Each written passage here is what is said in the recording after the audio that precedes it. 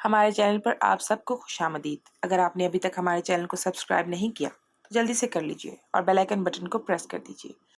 ہمیں اکثر ایسی باتیں بھی سننے کو ملتی ہیں جو ہمارے وہم و گمان میں بھی نہیں ہوتی۔ ایسی باتوں کو سن کر ایک جانب تو یقین کرنے کو ہی دل نہیں چاہتا، دوسرا اگر اس بات کو کوئی ذی شعور انسان کہے تو مزید اچنبے کی بات ہے۔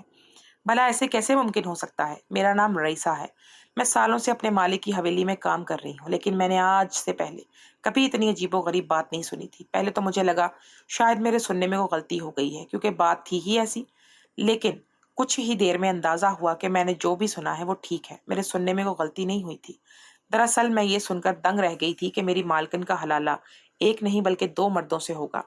یہی بات سن کر مجھے اپنے کانوں پر یقین نہیں آیا تھا۔ مولوی صاحب بھلا یہ کیسی غیر معمولی بات کہہ رہے تھے؟ پہلے تو مجھے لگا کہ شاید مولوی صاحب کا دماغ خراب ہو گیا ہے۔ دو مردوں سے حلالہ ایسا کیوں کہہ رہے تھے وہ؟ کیا انہیں دین کا علم نہیں تھا؟ لیکن مولوی صاحب نے وہی کہا تھا جو میں نے سنا تھا، اور پھر وہ چلے گئے۔ اتنی بڑی بات کہہ کر مولوی صاحب سکون سے اپنے گھر کو چل دیے۔ میں کافی دیر تک سوچتی رہی کہ کیا مولوی صاحب پاگل ہو گئے ہیں یا پھر واقعی مالک نے ایسی کسی طریقے سے طلاق دی تھی کہ حلالے کے لیے دو مردوں کی ضرورت تھی۔ میں تجسس میں پڑ گئی تھی۔ مجھے یہ بات کسی طور بھی ہضم نہ ہوئی، اس لیے میں نے مولوی صاحب کے نکلنے کے بعد ان کے پیچھے دوڑی کہ تنہائی میں ان سے اس بارے میں پوچھوں گی کہ آخر انہوں نے ایسی بات کیوں کی ہے۔ لیکن یہ دیکھ کر میرے قدم رک گئے کہ مولوی صاحب حویلی سے باہر نکلنے کے بجائے ایک کونے میں رک گئے تھے۔ انہیں دیکھ کر لگ رہا تھا کہ شاید وہ یہاں کسی کا انتظار کر رہے ہیں کھڑے۔ اور تب دیکھا کہ میری مالکن ایک جانب سے آتی دکھائی دی۔ میں نے دیکھا جہاں مولوی صاحب جس کونے میں جا کر کھڑے ہوئے تھے وہیں میری مالکن ان سے ملنے کے لیے آئی تھی۔ مالکن تو عدت میں تھی اور اپنے کمرے سے باہر بھی نہیں نکل رہی تھی، تو پھر وہ مولوی صاحب کے سامنے کیوں کھڑی تھی؟ یہ کیا معاملہ تھا؟ بہت مختصر سی بات چیت کے بعد مولوی صاحب چلے گئے، اور مالکن بھی جس طرح اپنے کمرے سے وہاں تک پہنچی تھی اسی طرح واپس لوٹ گئی تھی۔ میں تو ان دونوں کی اس کارروائی کو دیکھتی رہ گئی۔ مالکن نے خود کو کالے رنگ کی چادر میں چھپایا ہوا تھا، اور یہی بات مجھے تفتیش میں مبتلا کر رہی تھی۔ پھر مجھے خیال آیا کہ شاید میری طرح مالکن بھی مولوی صاحب سے کسی مسئلے کے بارے میں پوچھنے کے لیے آئی ہو اور وہی زیادہ تفتیش میں مبتلا ہو رہی ہوں۔ خیر، مولوی صاحب کے جانے کے بعد مالک کی حالت بہت خراب ہو گئی تھی۔ وہ تو کوئی آسان سا راستہ چاہتے تھے حلالے کا، لیکن مولوی صاحب نے سخت لفظوں میں کہہ دیا تھا کہ کوئی آسان راستہ نہیں نکل سکتا، اب حلالہ ہی اس مسئلے کا حل ہے، دوسرا کوئی حل نہیں بچا، اور حلالہ وہ بھی دو مردوں کے ساتھ ہوگا۔ مالک مزدور تھے اور وہ نہیں چاہتے تھے کہ طلاق کی خبر باہر پھیلے، اس طرح لوگوں ان کے خلاف ہو جاتے، کیونکہ گاؤں میں طلاق دینا گناہ سمجھا جاتا تھا، ایک قبل مسیح ایک کبھی عمل سمجھا جاتا تھا۔ اور میرے مالک جو زمیندار تھے انہوں نے ہی یہ پابندی لگا رکھی تھی کہ جو کچھ بھی ہو جائے گاؤں کا مرد کوئی بھی اپنی بیوی کو طلاق نہیں دے گا۔ خود ہی لگائی گئی پابندی کو مالک نے توڑ دیا تھا، اور اب وہ گاؤں والوں کو اس بابت بتاتے ہوئے کترا رہے تھے۔ پابندی تو اس قدر تھی کہ کوئی بھی بیوی پسند نہ ہوتی تو بھی اسے طلاق نہ دے پاتا۔ مالک کے اس حکم کے پیچھے بھی ایک راز پوشیدہ تھا جو کوئی نہیں جانتا تھا۔ مالک نے بھی بالکل اچانک ہی مالکن کو طلاق دی تھی۔ اس طلاق کے پیچھے کیا وجہ تھی، اس سے بھی میں لا علم تھی۔ بظاہر تو مجھے کوئی وجہ نظر سمجھ نہیں آ رہی تھی، لیکن مالک اب اپنے فیصلے پر پچھتا رہے تھے۔ وہ کسی بھی صورت مالکن کو چھوڑنا نہیں چاہتے تھے، لیکن طلاق نہ دینے جیسی پابندی بھی توڑ چکے تھے۔ اسی لیے انہوں نے خاموشی سے گاؤں کے مولوی کو بلایا، اور مولوی نے حلالے کا جو راستہ بتایا وہ سن کر میری بھی روح کانپ گئی تھی۔ دو مردوں سے حلالہ حیران کن بات تھی۔ مالکن تو اپنے کمرے میں ہی بند تھی۔ ان کی حالت دیکھ کر لگتا تھا شدید غم و پریشانی میں مبتلا ہیں، شاید وہ بھی صدمے سے دوچار تھی۔ آخر کیا بات ہوگی جو مالک نے مالکن کو یوں اچانک سے طلاق دے ڈالی تھی، اور اب حلالہ کرنے کا سوچ رہے تھے؟ ایک میں ہی تھی جو مالک اور مالکن کی خدمت کر رہی تھی، باقی کوئی نوکر ان کے کمرے میں جانے سے بھی ڈر رہا تھا، کیونکہ دونوں ہی عجیب حال میں تھے۔ ان دونوں کو عجیب دیکھ کر لگتا تھا کہ کسی پریشانی کا شکار تھے۔ معذور مالک نے 2 دن سوچ بچار میں گزار دیے تھے، اور پھر اس کے بعد مولوی صاحب کو بلا لیا تھا اور کہا کہ میں حلالے کے لیے تیار ہوں، بس حلالے کے لیے آپ ہی 2 مردوں کا انتظام کر دیں۔ میں ایسا نہیں کر سکتا، مجھ سے یہ نہ ہو پایا۔ میرے لیے تو یہ بات ہی قیامت جیسی ہے کہ میں اپنی جان سے پیاری بیوی کو خود کسی اور کے ساتھ رات گزارنے کے لیے بھیجوں۔ میں تو یہ تک برداشت نہیں کر سکتا کوئی اس طرف آنکھ اٹھا کر بھی دیکھے کہ جا کے یہ اسے رات گزارنے کی اجازت دوں۔ یہ کسی نے ایسی بات کہتے ہوئے بھی شرم سے میں مر جاؤں گا۔ میں تو ایسا ہرگز نہیں کر سکتا مولوی صاحب، میں نے آج تک اپنا جھوٹا بھی کسی کو نہیں دیا ہے، اور یہ تو میری بیوی کا معاملہ ہے، اور بیوی بھی ایسی جو مجھے جان سے بھی زیادہ عزیز ہے۔ اسے نہیں میں کسی اور کے حوالے کر سکتا، وہ بھی اپنے ہاتھوں سے۔ مولوی صاحب نے ایک دن کی مہلت مانگی اور پھر اگلے دن آ کر 2 مردوں کا نام پیش کیا۔ یہ 2 نام دیکھ کر مجھے حیرت کا جھٹکا لگا تھا۔ میں ہکا بکا مولوی صاحب کے چہرے کی جانب دیکھ رہی تھی۔ آخر مولوی صاحب کرنا کیا چاہ رہے تھے؟ کیونکہ یہ دونوں ملازم وہی تھے جو مالکن کے آگے پیچھے گھوما کرتے تھے، ان کی خدمت میں لگے رہتے تھے، اور مولوی صاحب نے ان دونوں کا ہی نام کیوں تجویز کیا تھا؟ وہ دونوں کچھ عرصے پہلے ہی حویلی میں آئے تھے، ان کا کردار مجھے کچھ خاص پسند نہیں آیا تھا، اور مجھے بالکل بھی نہیں پسند تھا کہ ایک آنکھ یہ بھاتے تھے۔ میں نے کبھی انہیں زیادہ کام کاج کرتے نہیں دیکھا تھا، وہ بس مالکن کی خدمت میں ہی حاضر رہا کرتے تھے، یہی ان کا کام تھا بس۔ ان دونوں کا نام جان کر مالک کچھ مطمئن ہو گئے، کیونکہ وہ دونوں ہی مالک کے غلام تھے۔ اسی لیے مالک کو یہ بات اچھی طرح معلوم تھی کہ مالک جب بھی انہیں طلاق دینے کا کہیں گے وہ دونوں کبھی انکار نہیں کریں گے اور مالکن کو طلاق دے دیں گے، اور یہ بات باہر بھی نہیں جانے دیں گے، گاؤں کے لوگوں کو بھی پتہ نہیں چلے گا، اور زمیندار کی عزت بھی رہ جائے گی۔ لیکن میں کچھ پریشان سی ہو گئی تھی، مجھے یہ سب کچھ ٹھیک نہیں لگ رہا تھا، مگر مالک ان کے ساتھ اپنی بیوی کے حلالے کے لیے تیار ہو گئے تھے، اور اب باقاعدہ مولوی صاحب کو عمل کرنے کی تائید کر رہے تھے۔ کہنے لگے جلد از جلد اس معاملے کو نپٹائیں، مزید انتظار نہیں کر سکتا۔ مجھے لگا تھا کہ مالکن کو جب مالک کے اس حکم کی اطلاع ملے گی تو وہ خوب شور شرابہ مچائیں گے اور مالک کے حکم کو ماننے سے انکار کر دیں گے، اور صاف لفظوں میں کہہ دیں گے وہ ایک وقت میں دو مردوں کے ساتھ نکاح نہیں کر سکتی۔ لیکن اس وقت میں حیران رہ گئی جب میں نے مالکن کو جا کر خود یہ خبر سنائی کہ مالک ان کا دو ملازموں کے ساتھ حلالہ کروانا چاہتے ہیں، اور مالکن نے کوئی رد عمل ظاہر نہ کیا بلکہ خاموشی سے مجھے دیکھتی رہی۔ میں انتظار میں ہی رہی کہ شاید اب مالکن کچھ کہتی ہیں، غصے کا اظہار کرتی ہیں، لیکن ایسا کچھ بھی نہیں ہوا تھا۔ البتہ مالکن کے چہرے کے تاثرات کچھ عجیب سے تھے جنہیں میں سمجھ نہیں پائی تھی۔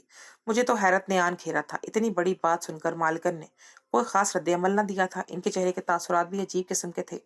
بہت رازداری کے ساتھ مولوی صاحب نے آ کر دونوں نوکروں سے مالکن کا ایک وقت میں نکاح پڑھایا، اور پھر مالکن رات کو خوب تیار ہو کر جیسے ہی اپنی اس کی پسند کی شادی ہوئی ہو، اسے کسی بات سے کوئی اعتراض نہ ہو، اور ان دونوں مردوں کے ساتھ کمرے میں چلی گئی۔ میں تو مالکن کی حرکت پر ہکا بکا رہ گئی تھی۔ میں نے تو انہیں کبھی مالک کے لیے بھی اتنا سجتے سمجھتے نہیں دیکھا تھا جتنی سجاوٹ انہوں نے ان دو نوکروں کے لیے کی تھی۔ مالکن کیسے خوشی خوشی دو مردوں کے ساتھ حلالے کے لیے تیار ہو گئی تھی، اور پھر اتنا سج سور کر ان دونوں نوکروں سے نکاح کروایا تھا۔ تعجب کی بات تھی، مالکن جوان عورت تھی جبکہ مالک عمر رسیدہ تھے، دونوں کی کوئی اولاد نہیں تھی۔ میں مالکن پر حیران ہوتی جوس لے کر مالک کے پاس ان کے کمرے میں پہنچی تو مالک کے چہرے کا رنگ بدلا ہوا تھا، ان کی حالت بہت خراب تھی، جیسے انہیں اس رات کی بہت اذیت ہوئی ہو، اور ان کی آنکھوں میں سرخی چھائی ہوئی تھی۔ میں پہلی بار اپنے روب دار مالک کو یوں ہارا ہوا دیکھ رہی تھی، ورنہ ان کے ایک اشارے پر تو پورا گاؤں کانپ اٹھتا تھا۔ وہ مجھے دیکھ کر کہنے لگے، رئیسہ میرے پاس ہی بیٹھ جا، آج کی رات میرے لیے انگاروں پر لوٹنے جیسی ہے، میں خود پر ضبط کیے بیٹھا ہوں بس، لیکن میرے بس میں آج یہ رات قیامت کی رات ہے۔ میں مالک کی سالوں پرانی ملازمہ تھی، اس لیے وہ اپنا غم میرے سامنے آسانی سے بیان کر رہے تھے۔ مالک کا یہ دکھ مجھ سے دیکھا نہ گیا، کتنے پریشان تھے اور دکھ و ملال میں مبتلا تھے۔ مجھے تو مالکن پہ بھی حیرت تھی جنہوں نے نہ ہی کوئی آواز اٹھائی تھی اور نہ ہی انکار کیا تھا، بلکہ خوشی خوشی سج سور کر نکاح کروا لیا تھا۔ ایک عورت کیسے ایک ہی رات میں دو مردوں کے ساتھ ایک کمرے میں جا سکتی تھی؟ لیکن مالکن نے تو بڑی آسانی سے اس بات کو قبول کر لیا تھا، جس بات پر انہیں آسمان اٹھا دینا چاہیے تھا۔ انہوں نے اس بات کو رتی برابر بھی اہمیت نہ دی تھی۔ شاید مولوی صاحب نے انہیں پہلے ہی اس بات کے بارے میں بتا دیا تھا، یا پھر کوئی اور وجہ تھی جس سے میں انجان تھی، جس کا جاننا اب بھی بڑا ضروری ہو گیا تھا۔ کافی دیر تک مالک کے قدموں میں بیٹھی رہی، انہیں دوا بھی دی، ایسا لگ رہا تھا جیسے مالک کو نیند نہیں آئے گی۔ کافی دیر کے بعد جب مالک کے دل کا بوجھ کچھ کم ہوا، وہ کہنے لگے، جاؤ رئیسہ تم بھی آپ جا کر آرام کرو، سویرے پھر تمہیں کام پر لگنا ہے، جاؤ تم آرام کر لو۔ مالک کی اجازت ملتے ہی میں کوارٹر میں جانے کے لیے ان کے کمرے سے نکلی تو میری نظر خود بخود اس کمرے کی طرف پڑی جس میں میری مالکن دو ملازموں کے ساتھ موجود تھی۔ وہ دونوں ہی ملازم بیک وقت میں مالکن کے شوہر بن گئے تھے۔ غیر ارادی طور پر میرے قدم اس کمرے کی طرف بڑھے اور میں اس کمرے کے دروازے پر جا کر کھڑی ہو گئی۔ پوری حویلی میں سناٹا چھایا ہوا تھا، سارے ہی نوکر وقت پر اپنے اپنے کوارٹروں میں چلے گئے تھے۔ ایک میں ہی تھی جو اس گھر میں مالکوں کی طرح پھرتی تھی۔ اس سے پہلے میں نے کبھی ایسی کوئی حرکت نہ کی تھی کہ کان لگا کر کسی دروازے پر کھڑی ہوئی ہوں، لیکن مالکن کی تیاری دیکھ کر دو ملازموں سے ہونے والی ان کی شادی نے میرے اندر تجسس بھر دیا تھا۔ مالکن کا رد عمل غیر معمولی سا تھا۔ کافی دیر تک کھڑے رہنے کے بعد بھی جب کوئی آواز نہ سنائی دی تو میں کوارٹر چلی آئی، لیکن نیند میری آنکھوں سے اڑ گئی تھی۔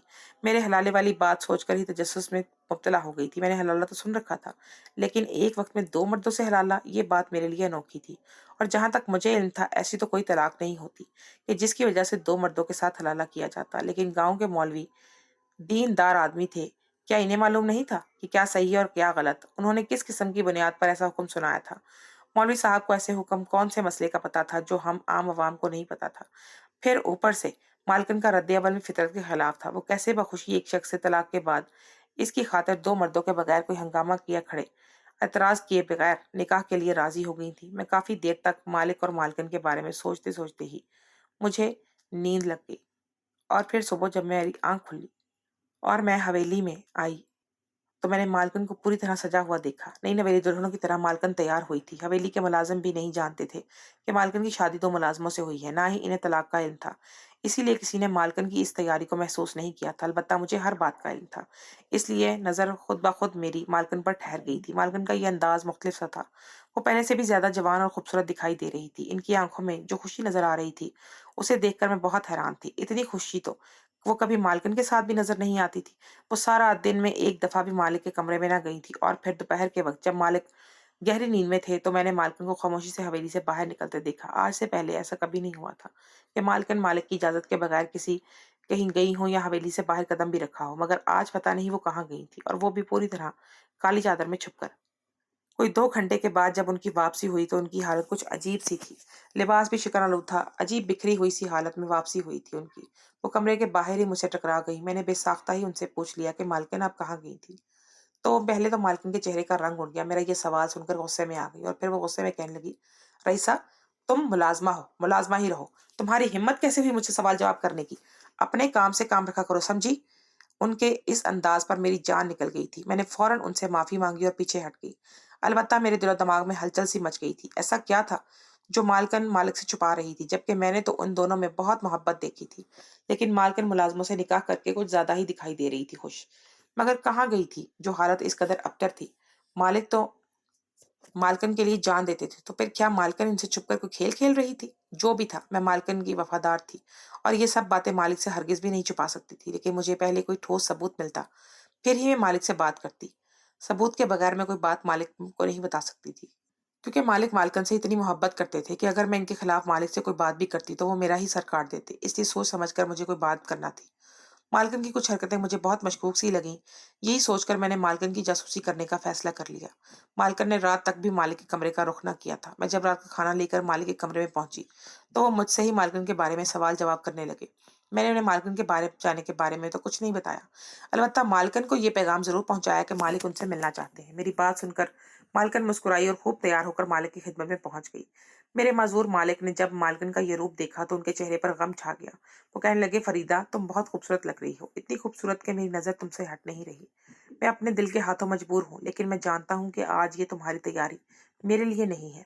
मैंने खुद तुम्हें अपने मुलाजमों को दोनों को सौंपा है। अब जल्द ही इनसे तलाक ले लो ताकि मेरे वापस निकाह में आ सको। मेरे लिए ये वक्त इंतजार का गुजारना बहुत मुश्किल सा है। मालकिन मुस्कुराकर कहने लगी, मैं जानती हूँ कि अब आप बहुत तकलीफ में हैं, लेकिन मौलवी साहब ने कहा है कि मुझे कम से कम 40 दिन इन 2 मर्दों के साथ ही गुजारने हैं। इससे पहले हमारा हलाला मुमकिन नहीं हो सकता। 40 दिन की बात पर मालिक की आंखों में आंसू झिलमिलाने लगे थे। मुझे उनकी बेबसी पर बहुत अफसोस हो रहा था। कुछ अरसा पहले ही वो एक हाथ से में अपनी दोनों टांगें गवा बैठे थे और अब मालकिन का इनके साथ ये सलूक मुझे बिल्कुल भी अच्छा नहीं लग रहा था।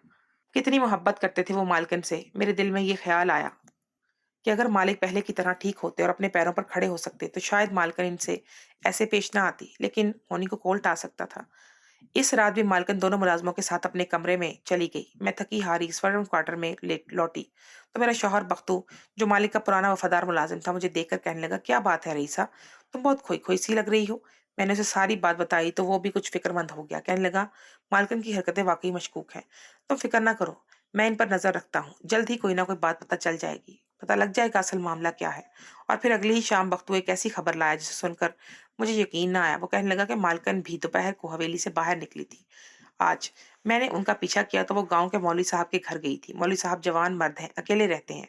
मालकिन का भला वहां क्या काम, क्या तुक बनती थी वहां जाने की। ये कहकर वक्त तो खामोश हो गया, लेकिन मेरे दिमाग की सुई इसी बात पर अटक गई कि जवान मौलवी साहब के घर मालकिन का तन्हाई में क्या काम था। ये मौलवी साहब ही तो थे जिन्होंने मालकिन को 2 मुलाजमों से निकाह करना पढ़ाया था। आखिर ये सब क्या हो रहा था? माजूर मालिक तो शायद सोचने समझने की सलाहियत भी खत्म कर चुके थे, लेकिन मुझे बहुत कुछ समझ आ रहा था। मालकिन मालिक को धोखा दे रही थी। अगली रात जब मालकिन इन दोनों मुलाजमों के साथ कमरे में गई तो मैं पिछली तरफ से रोशनदान पर चढ़ गई और कमरे के अंदर का मंजर देखने लगी, और जो कुछ मैंने देखा उसे देखकर मेरे होश उड़ गए। मेरी मालकिन तो इन दोनों मुलाजमों के साथ। कुछ ही देर में मैं सब कुछ जान गई और रोशनदान से नीचे उतर आई। मुझे सब समझ नहीं आ रहा था कि ये सब क्या है। जो कुछ मैंने देखा है, सुना है, क्या वही ठीक है? मेरे लिए तो ऐसा सोचना भी मुमकिन नहीं था। लेकिन शायद यही सच था जिसका आज तक किसी को पता नहीं लग पाया था। मैंने सुबह का इंतजार किया और अगली सुबह जब मालकिन अपने कमरे में तैयार होने लगी तो मैं मालकिन की खिदमत में हाजिर हो गई। वो दोनों मुलाजिम कमरे से बाहर जा चुके थे। मालकिन मुझे देखकर मुस्कुराई, कहने लगी, क्या बात है रईसा, आजकल मेरे आगे पीछे बहुत फिरती हो, कोई परेशानी है क्या तुम्हें? मैंने सर झुकाकर कहा, मालकिन मुझे सारा सच मालूम हो गया है, मैं हकीकत जान गई हूँ। मेरी बात सुनते ही मालकिन के चेहरे का रंग बदल गया था। वो गुस्से में उठकर खड़ी हो गई और कहने लगी, क्या बातें कर रही हो, कौन सा सच, कैसी हकीकत? मैंने कहा, मैं जान गई हूँ कि आपने हलाले के नाम पर मौलवी साहब के साथ मिलकर क्या कुछ किया है। क्या आपके क्या इरादे हैं? मेरी बात सुनकर मालकिन एक गहरी सांस भरी और फिर कहने लगी, अगर तुम सच जान ही गई हो तो मुझे नहीं लगता कि तुम मेरे रास्ते में आओगी। मैंने एक नजर मालकिन पर डाली और कहा कि क्या वाकई जो कुछ मैं जानती हूँ वही सच है? क्या मेरे मालिक ने सच में? मालकिन गमगीन हो गई और तासुब से कहने लगी, हाँ, तुम्हारे मालिक ने वाकई ही मुझे वो सब कुछ कहा है कि जिसकी वजह से आज मुझे ये दिन देखना पड़ रहा है। अगर तुम्हारा मालिक वो गुनाह ना करता तो शायद मुझे भी दो मर्दों के साथ हलाला ना करना पड़ता, लेकिन ये वक्त और हालात का तकाजा था कि मुझे ये कदम उठाना पड़ा। और फिर मालकिन ने मुझे शुरू से आखिर तक सारी कहानी खुद ही सुना दी। मालकिन कहने लगी कि मैं सिर्फ 14 साल की थी जब एक रोज मेरी बहन की लाश खेतों के पीछे से मिली। किसी दरिंदे ने मेरी बहन को बुरी तरह इस्तेमाल करके मार दिया था, उसे अपनी दरिंदगी का निशाना बनाया था। मेरे माँ बाप इस सदमे से चूर हो गए थे। इससे पहले भी बहुत सी लड़कियों के साथ ऐसा हो चुका था, लेकिन मुजरिम कौन था कोई नहीं जानता था। और फिर एक अजीब हादसा हुआ कि गांव में शादीशुदा लड़कियों के साथ भी यही सब कुछ होने लगा। लेकिन हैरत की बात थी कि शादीशुदा लड़कियों को मारा नहीं जाता था, बल्कि इन्हें इस्तेमाल करके छोड़ दिया जाता था। वो लड़कियां इस कदर डरी सहमी होती कि कभी मुंह खोलकर बताती ही नहीं थी कि इनके साथ ये जुल्म किसने किया है, और इनके शौहर इन्हें तलाक दे देते। जब गांव में तलाक याफ्ता औरतों की तादाद बढ़ने लगी तो हमारे मालिक ने यह असूल बना दिया कि कोई भी अपनी बीवी को तलाक नहीं देगा। चाहे वो अपनी बीवी को पसंद करता है तब भी उसे अपनी बीवी के साथ ही गुजारा करना होगा, और नापसंद करता है तब भी तलाक किसी सूरत में नहीं दे सकता। लेकिन मैं जब भी ऐसी औरतों को देखती तो मेरा दिल कांप जाता। लेकिन मुझे वो जिंदा लाशें बन चुकी थी। और फिर मेरी अपनी बहन की मौत ने ना सिर्फ मुझे तोड़कर रख दिया था, बल्कि मेरे माँ बाप भी इस दुनिया से चले गए थे। मेरे दो छोटे छोटे भाई थे जिन्होंने बहुत पहले ही मेरे खालू को शहर ले गए थे ताकि वो वहां तालीम हासिल कर सके। मैं गांव में इस हादसे के बिल्कुल बाद तनहा रह गई थी, और फिर तुम्हारे मालिक ने मुझे खुद शादी के लिए पैगाम पहुंचाया, क्योंकि मेरा शुमार गांव की खूबसूरत लड़कियों में होता था। मेरे पास इनकार की कोई गुंजाइश नहीं थी, इसीलिए मैंने अपने से 2 गुना बड़ी उम्र के मर्द से खामोशी से शादी कर ली थी। शादी के बाद मुझे एहसास हुआ कि मेरा ये फैसला हरगिज गलत नहीं था, क्योंकि तुम्हारे मालिक ने दिन रात मुझसे मोहब्बत की और मेरा बहुत ख्याल रखा था। मेरे दिल से अपने बाप बाप की मोहब्बत का गम भी आहिस्ता आहिस्ता कम हो गया। हमारी किस्मत में शायद औलाद का सुख नहीं लिखा था, लेकिन इसके बावजूद भी हम दोनों एक दूसरे के साथ बहुत खुश थे। मगर फिर एक दिन मुझ पर ऐसी सताइश हकीकत खुली कि सब कुछ बदल कर रह गया। तुम्हारे मालिक के कुछ दोस्त शहर से आए थे। अक्सर ही ऐसा होता था कि जब भी उनके दोस्त शहर से आते तो वो मेहमान खाने में चले जाते। वो भी ऐसी ही रात थी। तुम्हारे मालिक ने अपने दोस्तों के साथ मेहमान खाने में गुजारनी थी। अचानक ही रात के वक्त मेरी तबीयत खराब हुई तो मैंने इन्हें दवा पिलाने के लिए कहा, दवाई लाने के लिए। जैसे ही मैंने इन्हें कहा, मेरे कदम मेहमान खाने पर ही रुक गए। लेकिन दरवाजे पर जैसे ही मेरे कदम रुके, जंजीर हुए। मैंने देखा कि अंदर एक लड़की तुम्हारे मालिक और उनके दोस्तों की हवस की भीम चढ़ी हुई थी, और वो किसी भी वक्त मरने वाली थी। मुझे अपनी आंखों पर यकीन नहीं आया था। मैं खौफ के मारे पीछे हट गई, और जो राज बहुत अरसे से राज था वो खुलकर मेरे सामने आ गया था। मैं मुजरिमों को अच्छी तरह पहचान गई थी। मेरा दम घुटने लगा था। मैं उल्टे कदमों अपने कमरे में पलट आई थी। कैसा दिल दहला देने वाला मंजर था। वो सारी रात मैंने क़यामत की तरह गुजारी थी। सुबह तक मुझे बहुत तेज बुखार हो गया था, और फिर अगले दिन जब मुझे कुछ होश आया तो मैं मुलाजिम से पता चला कि गांव के खेतों के पीछे फिर एक लड़की की लाश मिली है, और शायद किसी जानवर के साथ ज्यादती करके इसे मार डाला है। मैं अच्छी तरह जानती थी कि ये जंगली जानवर कौन है, लेकिन आवाज नहीं उठा सकती थी क्योंकि मुझ पे इतनी हिम्मत नहीं थी। मेरी बहन का, मेरे माँ बाप का कातिल और गांव में मौजूद न जाने कितनी जिंदा लाश औरतों का कातिल मेरे सामने था, और मैं इसके साथ ही जिंदगी गुजारने पर मजबूर थी। इससे पहले कि मैं सोच समझ के कोई फैसला करती या कदम उठाती, मेरे शौहर का एक्सीडेंट हो गया और वो माजूर हो गया। मुझे लगा कि शायद ये कुदरत की तरफ से इंतकाम है कि अब वो दोबारा कभी भी अपने पैरों पर खड़ा नहीं हो सकता। लेकिन मेरी सोच गलत साबित हुई, क्योंकि कुछ ही दिनों में बाद मेरे माजूर शौहर ने दोबारा अपने दोस्तों के साथ मिलकर वही हरकत दोहराई थी। मैंने फैसला किया कि अब मैं इतनी आसानी से इस मुजरिम को माफ नहीं करूंगी। तुम्हारे मालिक की कमजोरी मैं हूँ। वो मुझसे बहुत मोहब्बत करता है और मुझे बांटना उसके लिए बिल्कुल भी मुमकिन नहीं, और मैंने ऐसी ही बात का फायदा उठाया। मैंने जानबूझकर तुम्हारे मालिक को इस कदर गुस्सा दिलाना शुरू कर दिया कि उन्हें बुरा भला कहा कि उन्होंने गुस्से में आकर मुझे तलाक दे दी थी। लेकिन जब इनका गुस्सा उतरा तो वो खुद ही पछताए, और मैंने जानबूझकर उनसे अपनी गलती की माफी मांग ली ताकि वो दोबारा मुझे अपनी जिंदगी में शामिल करने के बारे में सोचे। और फिर यही हुआ। تمہارے مالک نے گاؤں کے مولوی صاحب کو اس مسئلے کے حل کے لیے بلوایا۔ جب مولوی صاحب نے اسے پہلے ساری بات سچائی سے آگاہ کر دیا اور میں نے اس سے پہلے ان سے کہا تھا کہ 2 مردوں کو تنگ کر کے حلالے کی تجویز کریں، تاکہ تمہارے مالک کو بھی تو پتہ چلے نا کہ حلالے کی تجویز کیسے ہوتی ہے۔ جیسے ہی انہوں نے مولوی صاحب کو بلوایا تو انہوں نے 2 مردوں سے حلالے کا کہا۔ اپنے کو کھونے کا غم کیا ہوتا ہے تمہارے مالک کو اب پتہ چلنا تھا۔ اچھے اپنے دور چلے جائیں تو وقت کیسے کٹتا ہے۔ مولوی صاحب بھی تمہارے مالک کی ہر حقیقت سے واقف تھے، اسی لیے انہوں نے میری بات آسانی سے مان لی۔ وہ 2 ملازم جن کے ساتھ میرا نکاح پڑھایا گیا، دراصل وہ دونوں ہی میرے بھائی ہیں جنہیں میں نے شہر سے بلوایا تھا، اور ہمارا ایک جھوٹا نکاح ہوا ہے۔ اس نکاح کو صرف 2 دن ہی گزرے ہیں اور تمہارا مالک اذیت سے مرنے لگا ہے۔ سوچو جب 40 دن اسے اسی طرح گزارنے ہوں گے تو وہ اس کی حالت کیا ہوگی، اور پھر ان 40 دنوں کے بعد جب اسے پتہ چلے گا کہ یہ دونوں مرد مجھے طلاق نہیں دیں گے اور میں دوبارہ اس کی زندگی میں شامل نہیں ہوں گی، تو وہ جیتے جی ہی مر جائے گا۔ اور یہی میرا مقصد ہے جس کو مجھے پایہ تکمیل تک پہنچانا ہے۔ میں ان دونوں کے ساتھ شہر چلی جاؤں گی اور تمہارے مالک کو اس لیے یہاں چھوڑ کر جاؤں گی کہ اسے سزا مل سکے۔ اسے سمجھ آ جائے گی کہ تڑپنا کسے کہتے ہیں، اذیت کیا ہوتی ہے۔ مجھے یقین ہے کہ اس کے بعد وہ کسی اور کی طرف نظر بھر کر بھی نہیں دیکھے گا۔ مالکن کا سچ سن کر میں بالکل خاموش ہو گئی تھی۔ میں نے اپنے مالک کا یہ گھناؤنا روپ آج تک نہیں دیکھا تھا۔ یہ بات تو مجھے بھی معلوم تھی کہ گاؤں میں بہت سی لڑکیوں کے ساتھ زیادتی کی گئی ہے، لیکن مجرم کون تھا مجھے اندازہ نہیں تھا۔ مگر اب جب حقیقت میں جان چکی تھی تو میں مالکن کا ساتھ دینے کے لیے راضی تھی، کیونکہ مجرم کو سزا ملنی چاہیے تھی۔